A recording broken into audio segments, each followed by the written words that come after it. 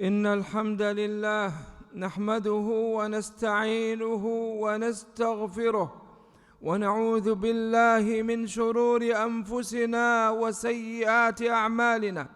إنه من يهده الله فلا مضل له ومن يضلل فلا هادي له، وأشهد أن لا إله إلا الله وحده لا شريك له، وأشهد أن محمدًا عبده ورسوله.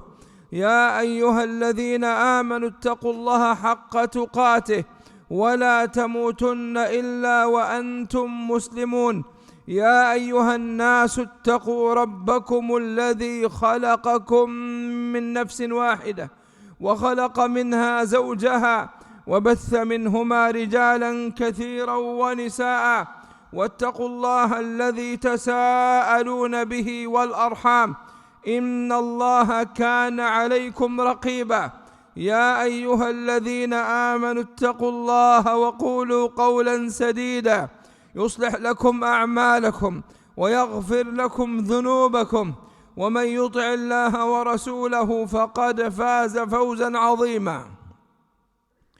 أما بعد، فإن خير الحديث كتاب الله، وخير الهدى هدى محمد صلى الله عليه وعلى آله وصحبه وسلم، وشر الأمور محدثاتها، وكل محدثة بدعة، وكل بدعة ضلالة.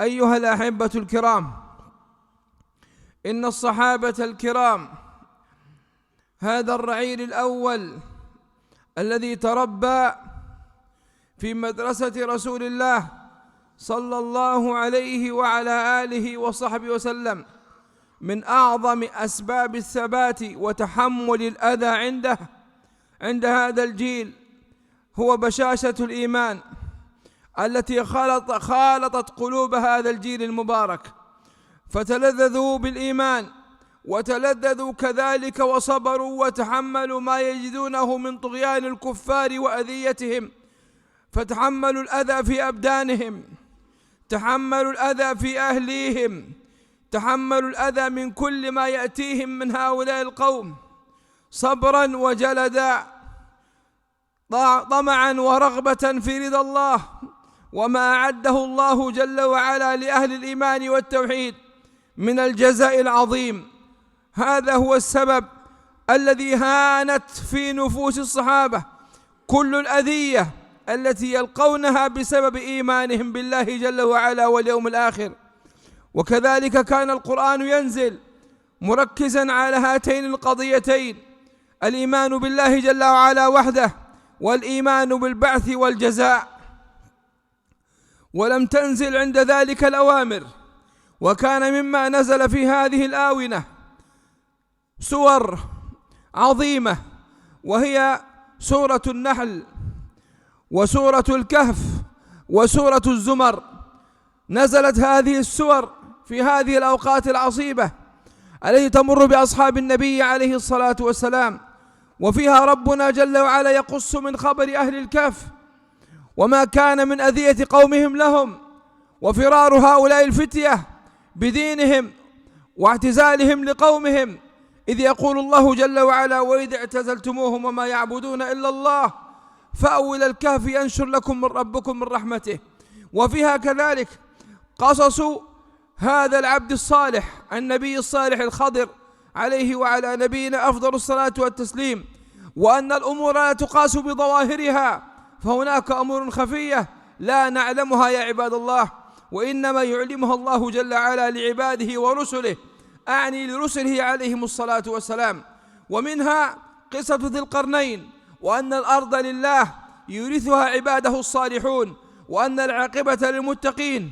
وفي كذلك سورة الزمر ربنا سبحانه وتعالى يقول: قل يا عبادي الذين آمنوا اتقوا ربكم للذين أحسنوا في هذه الدنيا حسنة وأرض الله واسعة. وفي هذا إشارة إلى عدم البقاء في أرض الكفر فيها مهيمن، ولا يوجد للتوحيد فيها نصيب في ذلك الوقت، وهي أرض مكة، وإن كانت أفضل بقاع الدنيا بعد ذلك، لكن الدين مقدم على الأرض وعلى كل شيء، فالدين هو الأصل أن يحفظ الإنسان دينه، أن يصون الإنسان دينه، أن يعبد الله جل وعلا على الوجه الذي أراده الله، حتى لو أدى ذلك إلى ترك بلده وموطنه فرارا بدينه كما فعل الأنبياء عليهم الصلاة والسلام. وكذلك ما وعد الله جل وعلا به المهاجرين كما في سورة النحل، فربنا سبحانه وتعالى يخبر أن هؤلاء لهم أجر عظيم عند ربهم سبحانه جل وعلا. والنبي عليه الصلاة والسلام كان في مأمن بإعانة الله له وحفظ الله له، وما كان يحيطه به عمه أبو طالب من الدفاع عنه عليه الصلاة والسلام. والأذى الذي حدث للنبي عليه الصلاة والسلام الذي سبق ذكر شيء منه إنما كان بعد وفاة عمه أبي طالب، كما أخبر بذلك النبي عليه الصلاة والسلام، كما جاء في السير: ما زالت قريش كاعة حتى مات أبو طالب. ثم ماذا؟ النبي عليه الصلاة والسلام من أشد الناس شفقة بأصحابه عليه الصلاة والسلام. ويا عباد الله، الإنسان يجب الحفاظ عليه والإبقاء على عمره وعدم إلقائه بالتهلكة بحجة إقامة الشريعة أو بحجة إرجاع الحقوق إلى أهلها أو دفع الظلم، كما يقول هؤلاء الذين يقولون: ما المشكلة لو مات 1,000,000 وعاش حرا 99 مليونا؟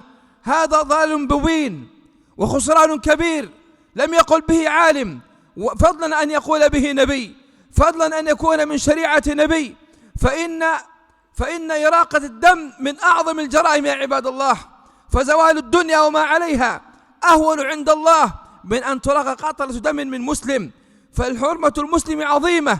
فلذلك النبي عليه الصلاة والسلام لم يقل للصحابة: استمروا في مكة وإن قاتلوكم وإن أعدموكم، بل أذن لهم عليه الصلاة والسلام فرارا بدينهم وحفاظا على أرواحهم، أذن لهم أن يهاجروا إلى أرض بعيدة لغة أهلها مختلفة وديانتهم مختلفة. فانظروا يا عباد الله، حفاظا على ماذا؟ حفاظا على الدين والأرواح، حفاظا على الدين والأرواح. هذه هي طريقة النبي عليه الصلاة والسلام، وهذا هو شرع الله جل وعلا. فلينتبه لذلك وليحذر من هؤلاء الجهلة الذين لا يعرفون دينا ولا يوقرون أمر الله جل وعلا ولا يحافظون على أرواح الناس. كذلك نبينا صلوات الله وسلامه وبركاته عليه، انظر إليه كيف كان يدري بالدول التي بجواره ويعرف من كان فيها وما هي أحوالهم. فالنبي عليه الصلاة والسلام أشار إلى أصحابه بالهجرة إلى أي مكان؟ لا، إنما إلى مكان فيه حاكم عادل، وإن كان كافرا نصرانية، لكنه عنده العدل، لا يظلم عنده أحد. فانظر، فالنبي عليه الصلاة والسلام أشار إليهم أن يذهبوا لهذه البلاد، وهذا فيه دليل على أن أهل العلم والفضل وراث النبوة ورثة الأنبياء حملة الشريعة هم أعرف الناس بالواقع، لكن الواقع الذي يخضعه يجب أن يخضع لشرع الله جل وعلا، فالشرع لا يخضع للواقع، إنما الواقع الذي يحكم الشرع، فلا نغير الشريعة مجاراة للواقع، إنما يغير الواقع، وأمر الله جل وعلا لا يغير ولا يبدل. فلينتبه لذلك يا عباد الله. أيضا من الدروس التي نستفيدها من هجرة أصحاب النبي عليه الصلاة والسلام إلى هذه الأرض، انظر إلى هذا الجيل المبارك، خرجوا مرتين، الهجرة الأولى وكان عددهم فيها قليل وسبق ذكره، فلما خرجوا إلى هذه البلاد فارين بدينهم، تاركين أهليهم، تاركين كل شيء حفاظا على دينهم، رضي الله عنهم وأرضاهم، ذهبوا إلى هذا الملك. انظروا ما الذي يحدث. أولا، النبي عليه الصلاة والسلام ما ترك أقاربه عنده، بل جعل أقاربهم في المقدمة، هم الذين يواجهون الصعاب ويتحملون الأذى، ليس كما تفعل هذه الجماعات والحزبيات التي تحافظ على أولادها وتدفع أولاد المسلمين إلى المهالك، فهم الذين في المواجهة. فالنبي عليه الصلاة والسلام كان ممن هاجر من أقاربه ابنته رقية، ومعها زوجه عثمان بن عفان وابن عمه جعفر. انظروا النبي عليه الصلاة والسلام يذهب بمن؟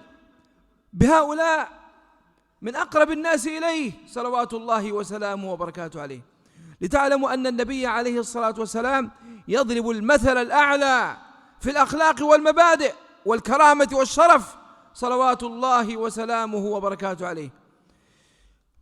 فماذا فعل لما ذهب هؤلاء القوم؟ أرسلت قريش خلفهم رسولين في المرة الأولى ورسولين في المرة الثانية. أما في الأولى فكان عمرو بن العاص وعمارة بن الوليد، وكان يومئذ عمرو رضي الله عنه بعد ذلك كان على دين الكفار، لم يكن قد أسلم بعد. فالذي حدث أن النجاشي قريش أرادت أن تقدم للنجاشي هدايا عظيمة، أن تقدم له هدايا عظيمة. لماذا؟ حتى يرجع هؤلاء الذين خرجوا من عندهم، يرجعهم إلى الكفار. فقدموا له ما لذ وطاب. قدموا أولا للبطارقة، للقساوسة الكبار الذين هم بطانة الملك، ليغروهم. وحرشوا فحرشوا بالصحابة وقالوا إن هؤلاء القوم ترى جاءوا بدين لا هو دينك ولا دين آبائهم، لم يتبعوك على دينك ولم يبقوا على دين آبائهم، وأهلهم أعلم بهم وأعلى بهم عينا، فردهم إليهم. بعد أن قدموا الهدايا للقساوسة، وإذا بهذا الرجل الحكيم العادل رضي الله عنه ورحمه. انظر يا عباد الله، إذ به ماذا يقول؟ قوم اختاروني على غيري واختاروا جواري، فلا أسلمهم حتى أسمع منهم، لابد أن أسمع منهم ماذا يقولون، ما هو الذي عندهم من الأخبار. فعند ذلك انظروا إلى الإيمان ورسوخ العقيدة عند أصحاب النبي عليه الصلاة والسلام. فجعفر بن أبي طالب رضي الله عنه يقول أنا الذي سأتكلم، وهو من أقرب الناس إلى النبي عليه الصلاة والسلام. فقال ماذا تقولون للنجاشي؟ قال لا نقول إلا ما جاءنا به نبينا وليكن ما يكون، لا نقول إلا ما جاء به نبينا عليه الصلاة والسلام. والرجل يومئذ عن النجاشي وبطارقته كلهم على النصرانية المحرفة الكفرية، ولكن هؤلاء ما اختاروا لأنفسهم أن يتنازلوا عن دينهم إبقاء على أرواحهم، لا، إنما استمروا في عقيدتهم وثبتوا على إيمانهم، وليكن ما يكون. رضي الله عنهم وأرضاهم. أقول قولي هذا وأستغفر الله لي ولكم.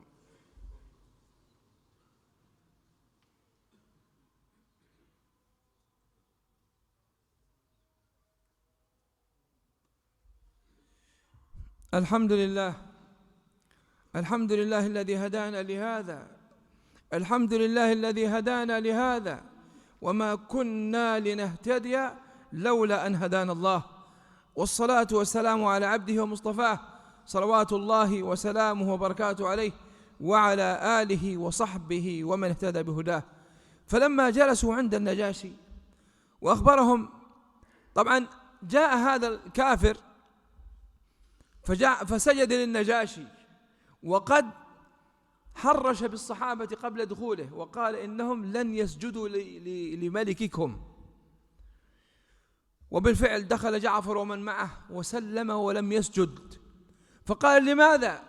قال لأن نبينا عليه الصلاة والسلام أمرنا ألا نسجد إلا لله.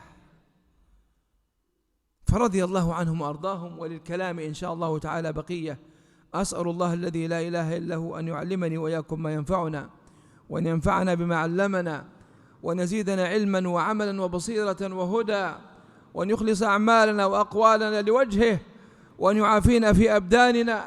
اللهم عافنا في أبداننا، وتولى اللهم أمرنا، واغفر ذنبنا، وفرج كروبنا، واشف أمراضنا ظاهرة وباطنة، وأصلح ذات بيننا، واصلح اللهم ذرياتنا ونساءنا، وارحم اللهم أمواتنا، واصلح اللهم ولاة أمور المسلمين. وصلى الله وسلم وبارك على عبده ورسوله نبينا محمد.